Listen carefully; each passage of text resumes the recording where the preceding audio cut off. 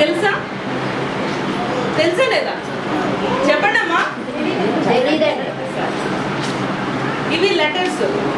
Telugu Desam party రాష్ట్రం విడిపోయినా పర్వాలేదు మీరు తెలంగాణ ఇచ్చేసేయండి అని డైరెక్ట్గా ఢిల్లీకి లేఖ పంపించింది ఈ లెటర్ తెలుగుదేశం పార్టీ. ఇది వైఎస్ఆర్ పార్టీ ఇచ్చిన లెటర్. వైఎస్ఆర్ పార్టీ కూడా తెలంగాణ ఇచ్చేసినా మాకు వచ్చే నష్టమేం లేదు, మీరు తెలంగాణ ఇచ్చేసేయండి, రాష్ట్రం విడదీసేయండి అని చెప్పి వాళ్ళు అందరూ కలిసి ఈ లెటర్ని ఢిల్లీలో ప్రణబ్ ముఖర్జీ గారు కోవడం జరిగింది. ఇన్ని జరిగినా కూడా ఈరోజు వాళ్ళందరూ ఏం మాట్లాడుతున్నారు?